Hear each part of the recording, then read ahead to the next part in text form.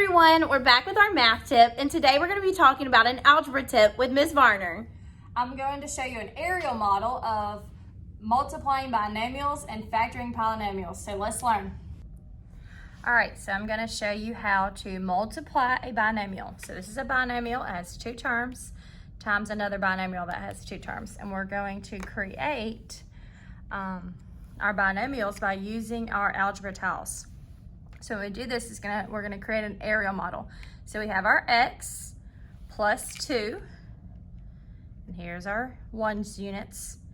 And then we have another x plus 3. So x plus 2, x plus 3.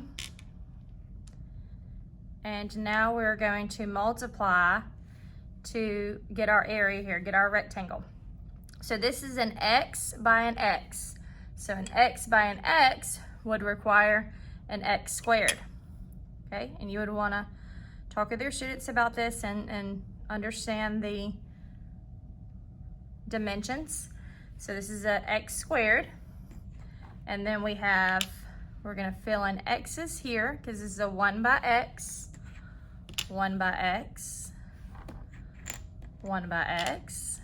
And then also here, a 1 by x here, a 1 by x here. We're creating a rectangle. And then we have 1 by 1s. So we have a 1 by 1, another 1 by 1, another one here, and then we need 3 more to fill in to finalize here.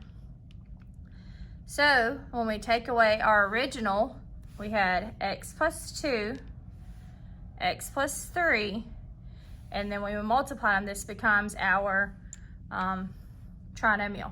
So when we put together what we have x squared plus 1, 2, 3, 4, 5x plus 6. So we just multiplied two binomials to get us our trinomial here. This has 3 terms, so this is a trinomial, and it's a quadratic trinomial. Okay, our next problem, we're going to try x plus 1, and we're going to multiply that by x plus 6. If you're an algebra student, you may be familiar with the FOIL method. That's what I learned when I was in school, and that was to take the first term, the outer term, the inner term, and then the last term and multiply them. So you have your first, your outer, your inner, and your last. And I did show this to my students, but some of them got a little confused. So I showed them this aerial model and they really appreciated it. So we have an x plus 1, and then we have an x plus 6. So we put 6 in here. And if you don't have these manipulatives, you can also draw them. It will work the same way. 4, 5, 6. So when we put this in, again, we have an x by x, which is an x squared. And then we have 1, 2, 3, 4, 5, 6. And then we also need 1 down here, 1 by x. And then we'll fill in. So each time your rectangle may look a little different, but you're gonna fill it in till it's complete. And then now that you have your rectangle, I'll fill it in with your things. You're gonna take away your binomials, your original binomials, and now we have, and combine with your like terms.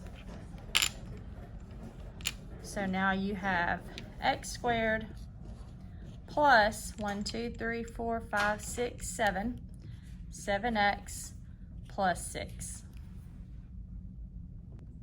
Okay, on this next example, we have a binomial. We have x plus 3, and we have x minus 2, and we're gonna multiply those together.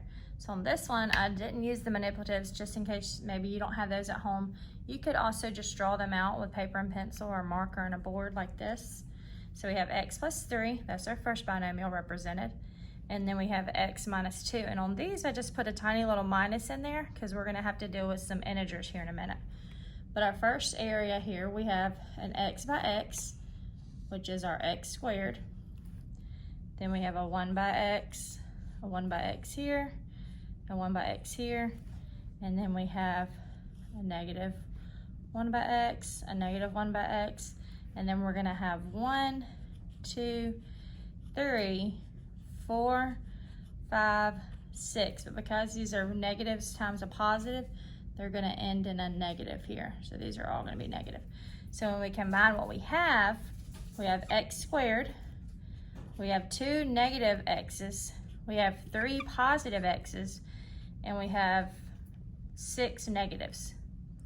So when we combine our like terms here, that's going to leave us with a positive x squared plus x minus 6, which is our trinomial. Make sure you can see that.